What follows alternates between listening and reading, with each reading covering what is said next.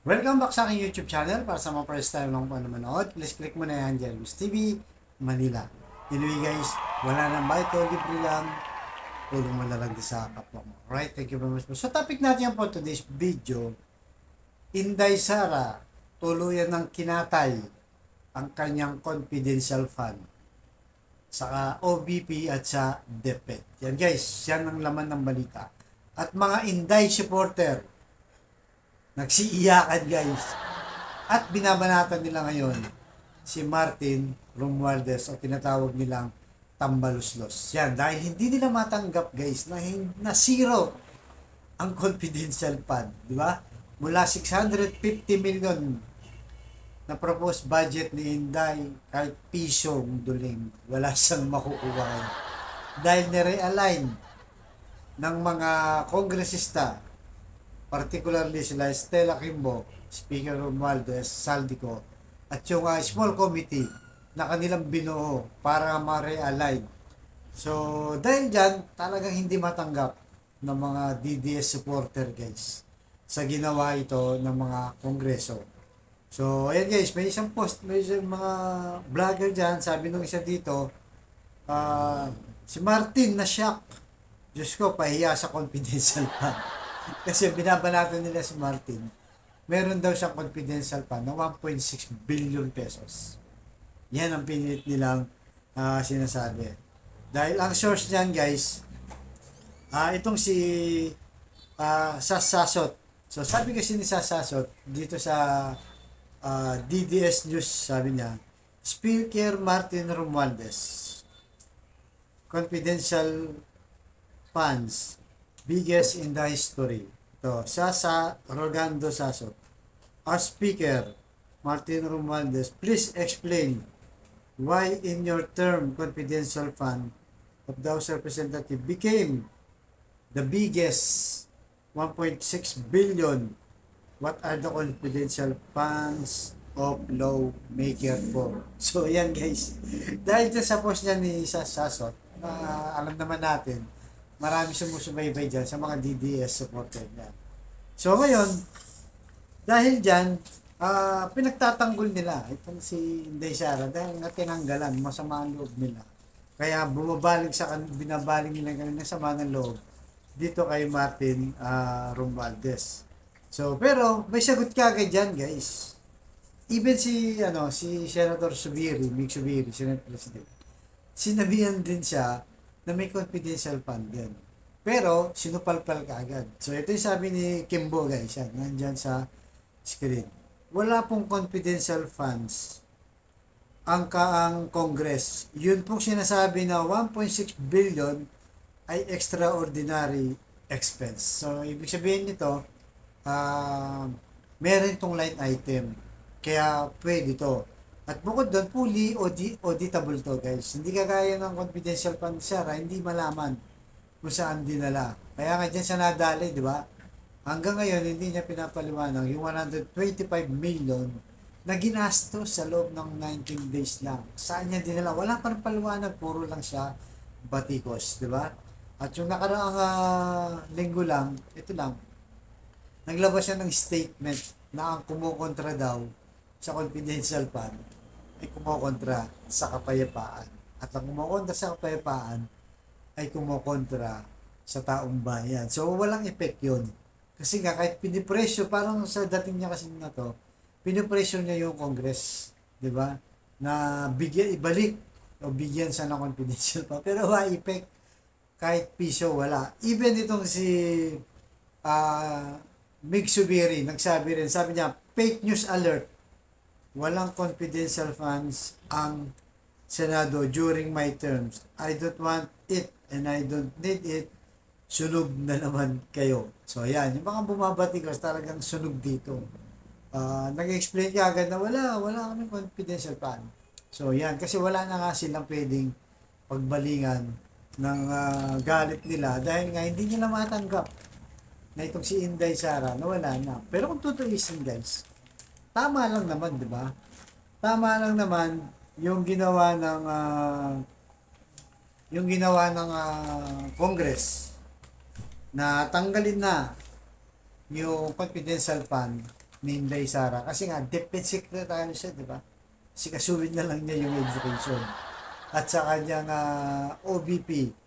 Kasi may mga pulis naman tayo, may mga law enforcement naman tayo. At sa panahon ngayon, di ba, ang banta sa atin, hindi naman yung sinasabi ng recruit ng NPA na yun. Bahala na ang pulis yan. Bahala na national security yan. Ang banta sa atin ngayon ay yung China, di ba?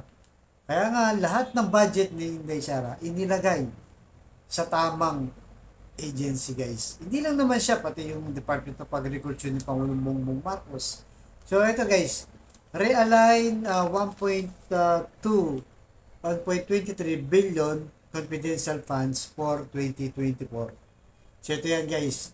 Yung National Intelligence Coordinating Agency o NICA, dinagdagan, ginawang 300 million. So, itong National Security Council, ginawang 100 million. At itong Philippine Coast Guard, guys, yung dating proposed budget nito, ay 10 million lang. Diba? Saan ka nakakita 10 million lang? Winawater cannon na tayo, nililaser na tayo, binubuli na tayo ng China. 10 million lang. So, anong ginawa? Dinagdagan. Ginawang 200 million na ngayon. So, di ba? Napakalaki nito guys. Maraming patrol vessel na pwedeng bilhin ng Coast Guard at mga modern equipment na pwede nilang magamit sa pagpapatrolya dyan sa West Philippine Sea. At yung Department of Transportation na 381.8 million pesos. So, ito yung tama, di ba? Ito yung inaano natin. Hindi tayo kontra sa confidential fund. Di ba? Malinaw naman yan eh. Dahil kailangan talaga yan. Kontra lang tayo sa confidential fund sa mga agency hindi naman mandato yung national security, di ba? Kagaya nga yan, Defense Secretary, Inday Sara, di ba? OBP. So, dito na lang, at least dito, productive. Makikita ng taong bayan kung saan napupunta ito. Unlike yung kay Sara na hindi pa rin maipaliwanag hanggang ngayon, sikreto pa rin, di ba? Kaya nga marami pa rin, marami ang naniniwala na kahit pa paano ay merong anomalya dito. So sa ngayon, hindi pa nakikita talaga kung saan yan, pero maraming duda. So anong katunayan kung bakit ang tao ay unti-unting nawawalan ng tiwala? So una, yung na lumabas na survey, na 3 survey, Publicus Asia, Pulse Asia, di ba? Dami na eh. Or Octa Research, na bumagsak ang approval at rating ni Inday Sara. Ibig sabihin, sa approval kasi, yung performance niya sa kanyang trabaho, wala. Halos hindi niya nagagawa, kaya bumagsak. Sa trust naman, tiwala ng taong bayan, medyo duda, di ba? Kasi nga, napakabilis gumastos ng pera. At naungkat pa yung sa Davao, na pagkalaki-laki ng confidential fund, 460 million. So ngayon, back to zero siya guys sa national. So akala niya siguro nasa Davao siya, nasa Pilipinas na siya. National official na siya, kaya lahat nakamasid sa kanya, kailangan maingat din siya. So yun guys, so yun, sa ngayon talagang binabanatan itong si Martin Romualdez sa ngayon. Pero di ba united naman sila, di ba? So ngayon, sinasabi nila na political lang daw to dahil si Martin Romualdez merong plano tumakbo sa 2028. Napakalayo pa niyan. 2028, di ba? Napakalayo niyan. So tingin natin dyan na pressure si Martin Romualdez, si Stella Kimbo, mga congressman sa taong bayan mismo. Dahil bad impression na yan. Galit na yung taong bayan sa confidential pa na hindi naman nakikita. Di ba? Lalo na yung resulta, wala namang pinapakita. So, galit ang taong bayan. So, siguro sa iniisip nila Martin Romualdez, kung kakampi sila kay Sara, di ba? Kung kakampi sila kay Sara, sa taong bayan naman ang kalaban nila. So, siguro naisip nila na natauhan sila na di bali nang wala itong si Inday Sara ng confidential fund, importante makita ng taong bayan na talagang kapakinabang kung saan mapupunta yung perang nilalaan dyan na 1.2 billion para sa national security, particularly sa Philippine Coast Guard. Di ba? So, yan ang ngayon guys. Yan ang matinding usapin ngayon na tama para sa atin. Di ba? Kaya tayo call out dito na ibigay sa tamang agency at tamang mandato. Yan lahat ng yan. National Security, Philippine Coast Guard, DOT, may mga mandato yan. Di ba? Yung DepEd, wala naman yan. Di ba guys? Wala naman yan. Hindi rin nga yung nasagot ni Sara nung tinanong siya ni Rizon Taveras, di ba? At mga ibang yung mga DDS supporter, pagka kumontra ka kaya sa confidential fund, dilawan ka na lang daw. Lutang daw. Di ba? Hindi. Nagkakamali kayo dyan. Dahil hindi nyo na makuha sa propaganda o black propaganda nyo na NPA, terorista, ang taong bayan. Namulat na ang taong bayan. Kaya nga, di ba? Imagine mo guys, tatlong congressman at minsan apat, si Edsel Lagman, Makabayan Black, at tumiligsa dito ang bumusisi guys sa confidential fund ni Inday Sara at sa mga ibang agency. Pero sila yung nanaig dito, namulat ang taong bayan, isama mo na si Tiveros, na nag-call out na nag-call out, hindi tinatanan yung confidential fund. At ngayon, nagbunga. So, final na, dideklara na sa House na totally zero na ang confidential fund ni Inday Sara at yung mga ibang agriculture, Department of Agriculture at ibang mga agency. So, yan guys, yan ang tama, di ba? Talagang nakikita natin ang ating mga mambabatas na kumikiling na. So, ngayon, hintayin natin ngayon guys sa Senado.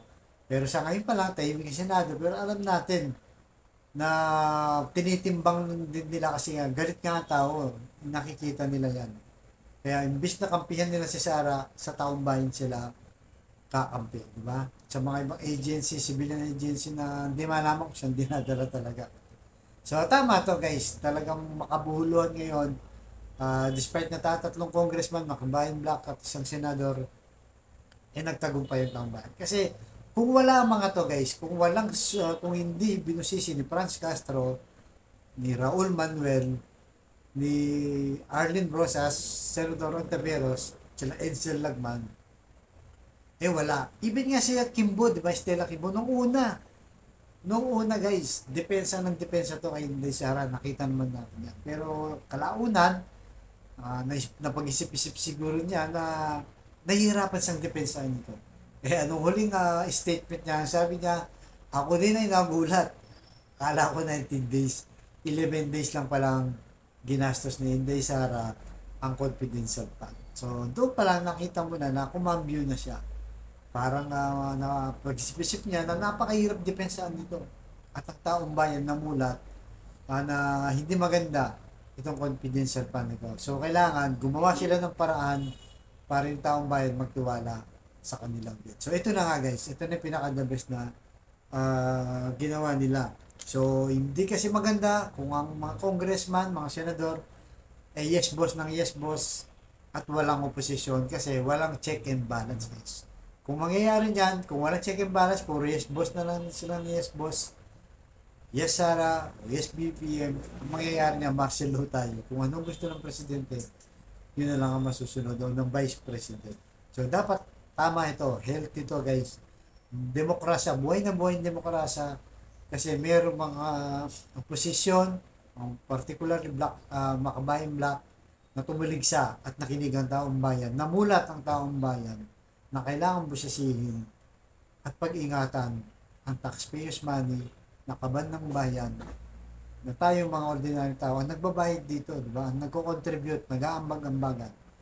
Janitor ka man, factory workers, OFW, security guard, contractor, construction workers, di ba? Lahat yan. Even ang tambay guys, even ang tambay, huwag niyong malitin, may contribution yan din sa ating kaban ng bayan. Dahil yung tambay na yan, pagka bumili yan ng alak, ng sigarilyo, may syntax yan. So, pagbili nila, nagbayad na sila ng tax. May ambag na sila sa gobyerno. So, kailangan pag-ingatan, ultimong piso, inahanap natin lahat. So, nandito na ako guys. Thank you very much po. Mga susunod po. Alright?